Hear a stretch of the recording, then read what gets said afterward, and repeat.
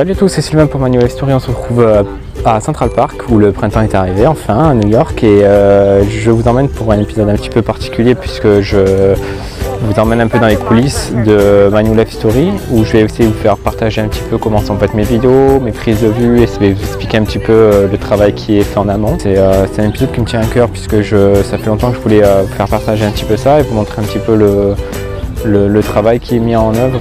Alors première question, c'est pourquoi? Tout simplement parce que je voulais garder contact avec vous, essayer de vous faire partager de façon un petit peu plus originale, plus interactive, plus créative que simplement des photos que je pourrais vous envoyer, des vidéoconférences sur Skype. Donc ça c'est vraiment le premier point.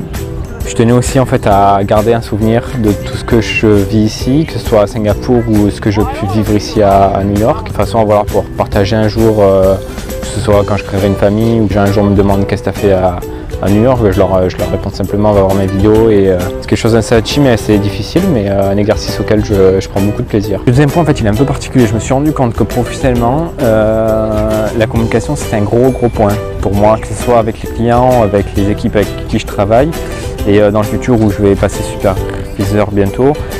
J'aurai besoin de faire des briefings, j'aurai besoin dans le feu d'action de communiquer avec eux.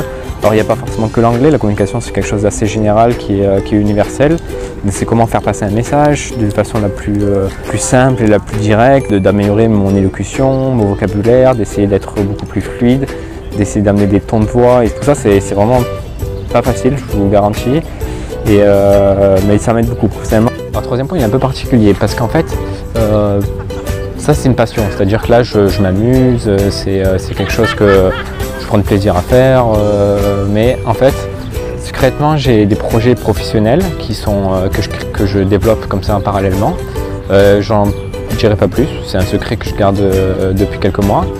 Et en fait voilà, mes techniques de montage vidéo, de création de site internet et de développement de chaîne YouTube, c'est quelque chose qui m'aide énormément à travers ce vlog. Donc en fait je comprends un peu plus ton métier Panos par exemple pour te citer, où le référencement, les mots-clés, comment créer des logos, comment développer un site internet à travers des statistiques. Même si c'est que de façon personnelle et c'est vraiment que pour plaisir que je fais ce vlog là, ça m'aide et ça m'aidera pour le futur et ça j'en suis persuadé. Alors le deuxième point c'est comment? Alors comment sont faites les vidéos? Alors déjà tout bêtement ça commence par des idées. Les idées elles sont développées à l'écrit, que je travaille sur un carnet. Donc c'est pour ça que je vous demande si vous avez des idées à me donner, en fait je les note et j'essaie de les développer comme ça dans ma tête ou je les écris parce que sinon j'oublie. Donc voilà, il y a des idées de vidéos qui vont arriver dans les semaines sur les lieux insolites, sur les films new-yorkais, sur les élections qui auront lieu en octobre, voilà des idées que vous m'avez données aussi sur la vision des New-Yorkais, qu'est-ce qu'un New-Yorkais, sur le body painting, enfin ça m'aide beaucoup. Donc ces idées elles sont développées, je fais beaucoup de recherches dessus pour essayer de faire des vidéos avec des contenus quand même assez intéressants. Et donc ça c'est la première étape. Deuxième étape en fait je fais ce qu'on appelle des tournages sauvages, c'est-à-dire qu'en fait je prends ma caméra, je me rends en ville et puis je filme en fait tout ce que je vois et ça me donne des idées en fait de vidéos.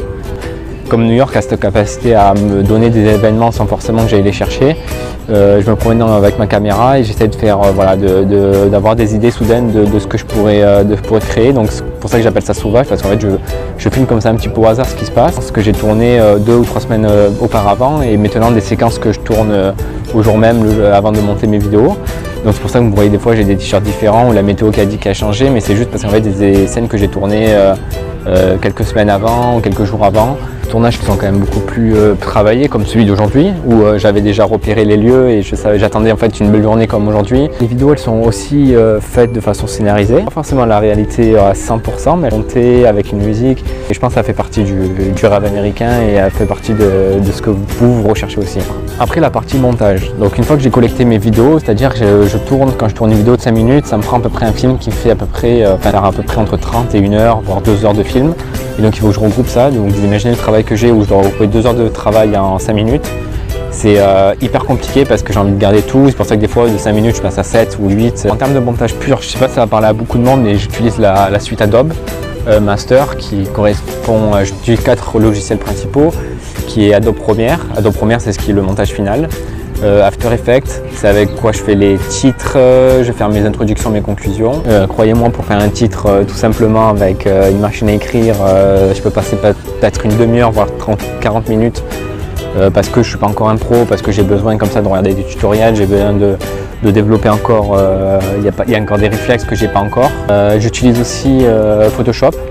Photoshop, ça me sert à retoucher un petit peu tout ce qui est titre, créer des logos.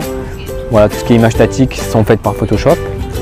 Et ensuite, là, je commence à peine à toucher un nouveau logiciel qui s'appelle Audition. Donc, comme son nom l'indique, en fait, c'est tout ce qui touche à l'audio et qui me permet à travers, en fait, de retravailler ma voix.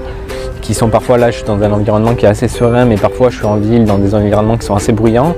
Et il faut que je supprime ce qu'on appelle des nuisances sonores.